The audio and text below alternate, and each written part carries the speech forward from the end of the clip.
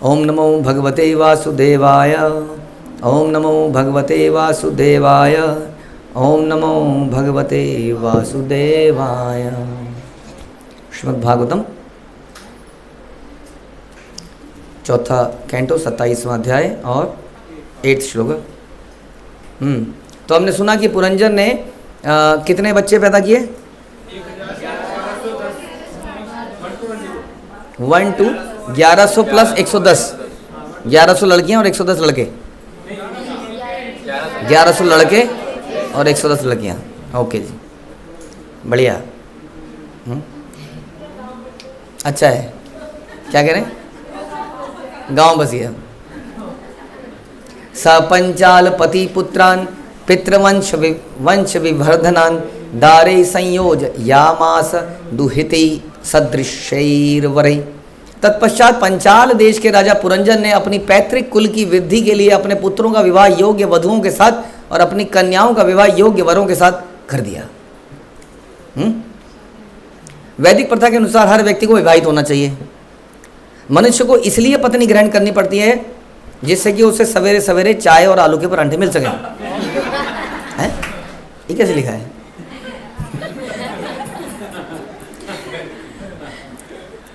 ऐसा नहीं लिखा है। जिससे वह संतान उत्पन्न कर सके और ये संतानें आगे चलकर भोजन दाह क्रिया जैसे कार्य संपन्न कर सके, जिससे पुरखें प्रसन्न रहें। भगवान विष्णु के नाम पर दिया गया अर्पण पिंडोदक कहलाता है और किसी भी वंश के वंशजों के लिए आवश्यक है कि अपने पितरों को पिंडदान प्रदान करें। तो पंचाल का राजा पुरंजन न केवल अपने विषयी जीवन से तुष्ट था, अपितु उसने अपने जितने भी पुत्र पुत्री थे सबका विवाह किया और इस प्रकार निरंकुश परिवार को वंश के पद तक उठाया जा सकता है। इस श्लोक की महत्वपूर्ण बात यह है कि पुरंजन ने अपने पुत्रों तथा पुत्रियों का विवाहित कर दिया। तो इस प्रकार माता पिता का ही कर्तव्य है।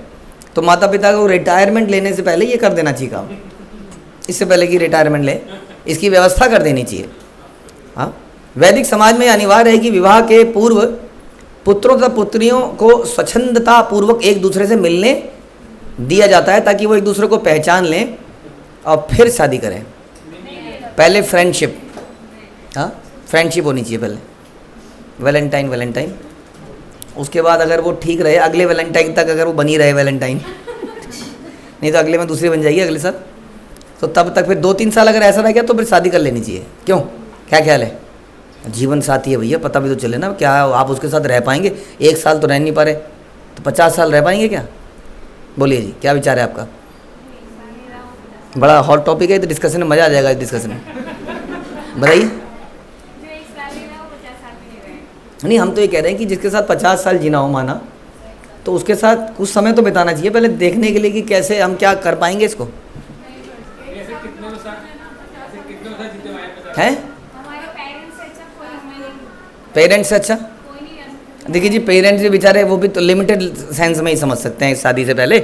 उनको भी बहुत ज़्यादा आइडिया तो नहीं होता है, थोड़ा बहुत परिवार की जानकारी लेते हैं वो, उससे ज़्यादा तो वो भी क्या करेंगे, है कि नहीं? ये तो अल्टीमेटली टॉलरेंस के अलावा कुछ नहीं है। शादी मतलब टॉलरेंस, बस। जो टॉलरेट कर पाएगा उसका विवाह चलेगा, जो नहीं कर पाएगा उसका नहीं चलेगा। संसार में आदमी ऐसे लोग ही नहीं है जो बिल्कुल एक दूसरे के साथ बिल्कुल बढ़िया बैठ जाए। हमने तो नहीं देखा कहीं आज तक। वो फिर इतनी बढ़िया बैठती क्यों है? Because of toleration, forgiving nature, tolerance. जहाँ पे बात बात में सुनाया जाता है वहाँ काम नहीं चलता है। ये है। तो इस प्रकार से विवाह किए जाते थे क्योंकि दोनों को पता होता था। जैसे कि ऑफिस में जब एम्प्लॉयज़ को रिक्रूट किया जाता है तो एम्प्लॉयज़ की आपस में कंपैटिबिलिटी देखी जाती है, देखते नहीं हो कि इससे बनेगी कि नहीं, इससे बनेगी कि नहीं, इससे बनेगी कि नहीं, इससे क्या देखते हैं वो देखते हैं ये क्वालिफिकेशन, ये काम ये कर पाएगा कि नहीं, बस जिस काम के लिए उसको रखा गया है। हाँ, तो ऑफिस के कुलीग्स के साथ कैसा रहता है आपका? तो फिर एक साथ कंपनियों में झगड़ा मुक्का थोड़ा ये धार धूम ऐसा क्यों नहीं होता? उन्हें पता है यार काम किसी एक काम के लिए है, क्या फ़र्क पड़ता है, छोड़ो यार। नहीं करते हैं कि नहीं हम लोग? अरे जैसा भी है हमें क्या करना है, अपना काम करेंगे और जाएंगे। फिर अब आप कहोगे प्रभु जी वहाँ तो चले जाते हैं ना शाम को, यहाँ तो वही को उसी को देखना है रोज़, आप क्या करें? अरे भैया देखना है तो रात को तो सो जाते हो, दिन में ऑफिस में रहते हो, रहते कितनी देर हो? ज़्यादा टाइम से ऑफिस के शक्लें देखनी पड़ती हैं, तो थोड़े समय के लिए वो टॉलरेट क्यों नहीं कर पा रहे हैं हम? क्योंकि वहाँ पर उद्देश्य ही नहीं समझ रहे हम कि शादी का भी इस प्रकार से कुछ डिफरेंट उद्देश्य है। अब वो हमें क्लैरिटी नहीं है। हमें ये लगा था कि ये कन्या केवल मेरी प्रसन्नता के लिए हंसेगी, मेरी प्रसन्नता के लिए खाएगी, मेरी प्रसन्नता के लिए जगेगी। ऐसा पॉसिबल नहीं है। क्यों नहीं पॉसिबल होता ये? क्योंकि आपने भी तो ऐसे ही सोचा था। जब आपके साथ भी कौन सा ऐसा हो गया कि ये आदमी आप ही के प्रसन्नता के लिए उठेगा, आप ही के लिए हंसेगा, आप ही के लिए रोएगा, लाइक पुरंजन आपके पैर दबाएगा। ऐसा भी नहीं हुआ। तो ना तो इन्होंने पूरी करी ना उन्होंने पूरी करी। हाँ, ऐसे ही होता है। तो हमें उद्देश्य समझना पड़ेगा। ये उद्देश्य था ही नहीं। उद्देश्य तो हमारे शास्त्र बताते हैं। ये श्लोक क्योंकि इस प्रकार का डिज़ाइंड है, क्योंकि प्रभुपाद हमेशा एज इट इज़ गीता है ना, तो प्रभुपाद उसी के अनुसार बोलते हैं जो अभी बोला गया। तो प्रभुपाद ने पिंडदान वगैरह के बारे में बोला, लेकिन वास्तविकता में इसलिए कहते हैं कि शास्त्र को पूरा पढ़ना पड़ चाहिए। प्रभुपाद के सारे तात्पर्य पढ़ेंगे तब आपको समझ में आएगा कि परिवार की, विवाह की आवश्यकता क्यों है। हाँ, संतान उत्पत्ति करनी क्यों है, जो इतना बोला जा रहा है यहाँ पे, पैदा करो पैदा करो, ताकि हमारी हिंदुओं की जनसंख्या बढ़ जाए और पाकिस्तान को दबा दे। कई लोग तो इसलिए बच्चे पैदा करते हैं। हाँ, ये उद्देश्य है कि आओ हिंदुओं को बढ़ाओ।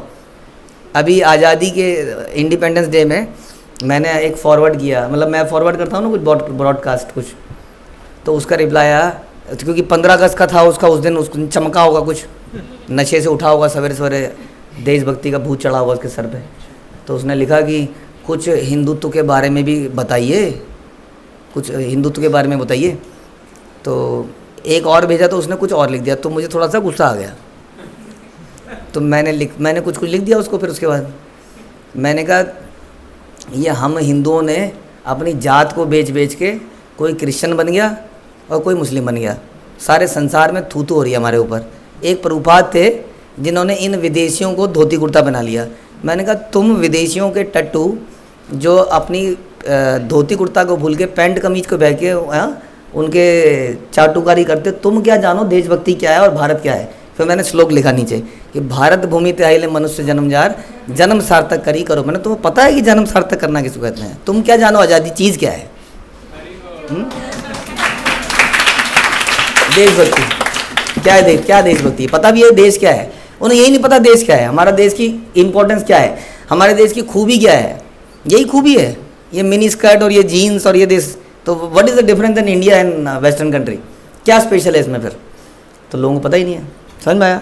तो मुख्य चीज़ हम ये बता रहे हैं कि शादी का, विवाह का एक पर्पस है, उसका पर्पस को पता करना पड़ेगा। वो पर्पस ना होने के कारण तो बच्चे पैदा क्यों करने हैं? बच्चे पैदा इसलिए करने हैं ताकि बद्ध जीवात्माओं को चांस मिले, जो भगवान से विरोध करके संसार में आई हुई हैं।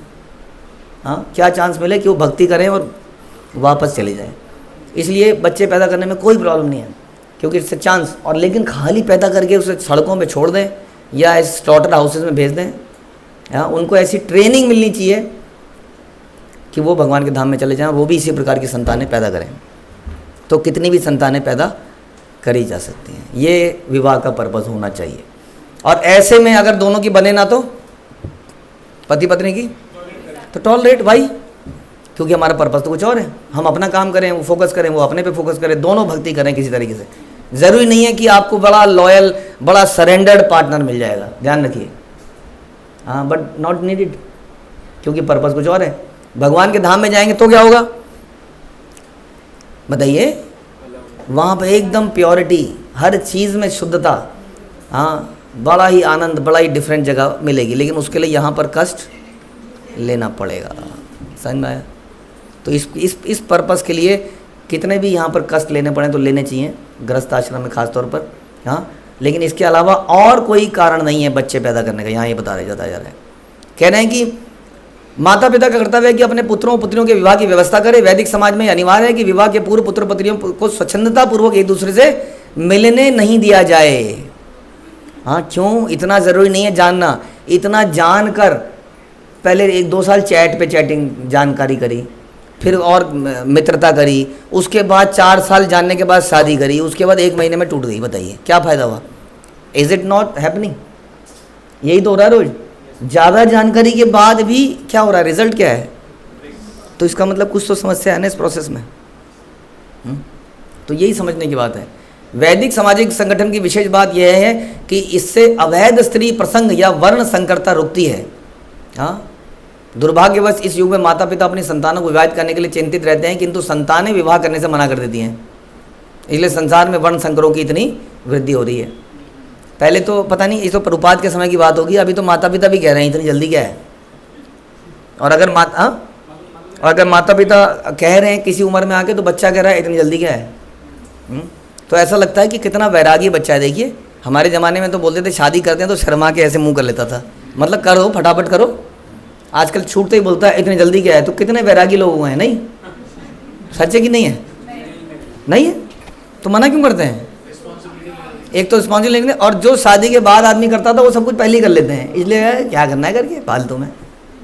और मुसीबत आ जाएगी, कुछ पैसे मांगेगी, कुछ साड़ी मांगेगी। अभी तो ज़्यादा बोलेगी तो कहूँगा ओके गो योर वे, बहुत हैं तुम्हारे जैसे, किसी दूसरे से कर लेंगे। लेकिन शादी के बाद तो गले में लटक गई, ज़्यादा डिवोर्स हो बात हुई तो कोर्ट में चली जाएगी, कोर्ट में चली जाएगी तो पता नहीं क्या क्या मांग लेगी, लुट जाएंगे, फंस जाएंगे। एक हमारे जानकार में एक केस था कि उनका पता नहीं 10 साल से अफेयर चल रहा था। शादी की बात हो गई, सब कुछ तय हो गया, विदेश की बात है, लेकिन अंत समय में बात आई विदेश में कुछ एग्रीमेंट होता है जी कि अगर तुम्हारा डिवोर्स हो गया, ये पहले साइन करना पड़ता है, अगर तुम्हारा डिवोर्स हो गया तो तुम्हें इतना पैसा देना पड़ेगा। ये एग्रीमेंट पहले हो जाता है। सोचिए ज़रा, सोच के देखिए ज़रा, ये साइन करना पड़ता है बाकायदा, ताकि बाद में लफड़ा ना हो, क्लैरिटी हो, क्योंकि वो कोर्ट केस कम होते हैं ना, हमारे जैसे नहीं होते हैं वहाँ पे, फटाफट निपटते हैं। पहली एग्रीमेंट हो गया जी, अब उसी पे बात अटक गई और सोचिए वो 10 साल का मैटर वो ख़त्म हो गया क्योंकि ये एग्रीमेंट ही नहीं हो पाया। तो क्या स्थिति है समाज की, देख रहे हैं आप। तो इसलिए इसके इतने सपने संजोने की ज़रूरत नहीं है कि एक दिन हम बड़े होंगे, शादी होगी, कुछ डिफरेंट नहीं होगा। संसार दुखालयम शाश्वतम। इम्पॉर्टेंट थिंग इज़ कि दुख चाहे शादी करो तब भी आएगा, चाहे नहीं करो तब भी आएगा। हाँ, लेकिन एक व्यवस्था ऐसी है कि करनी है ताकि वर्ण संकर ना हो, ऐसा ना हो। क्योंकि जो कहते हैं ना कि जो जिसका कोई मालिक नहीं होता उसके ऊपर हर कोई अधिकार जमाने का प्रयास करता है। इस प्रकार उसको रोकने के लिए बड़ा ज़रूरी है। हाँ, इस प्रकार उम्र में, सही उम्र में शादी होनी चाहिए। भगवान ने कुछ सिस्टम बनाया, देखिए बॉडी में कोई परिवर्तन आते हैं 13 साल में, 14 साल में आते हैं कि नहीं? नेचर आपको कुछ कह रही है, लेकिन हम क्या करते हैं, हम नेचर को इग्नोर करके जीते हैं टोटली। अब नेचर को इग्नोर करके कैसे जी पाएंगे? हाँ, नेचर भी बताती है कि it's time now, time is coming, time is coming, time is coming. सही उम्र में होने से फिर संतानें भी सही उम्र में होनी चाहिए। लेकिन आदमी अगर शादी कर भी लेता है बाई चांस तो संतान उत्पत्ति नहीं करना चाहता है, क्योंकि उससे और जिम्मेदारी आई थी। अभी वो फ्री बर्ड की तरह घूमते हैं, कहीं जाएंगे दुनिया टूर लगाएंगे तो 2 टिकटें लेनी पड़ेंगी, फिर तीसरी टिकट आ जाएगी। तो कितना आदमी सेल्फिश हो चुका है, इसलिए सारी व्यवस्था खराब हो रही है, ध्यान रखिए, ठीक है। तो इन्होंने कैसे कैसे किया इसके बारे में आगे चर्चा करेंगे। हरे कृष्णा। श्रील प्रभुपाद की जय, ग्रंथराज श्रीमद् भागवतम की जय।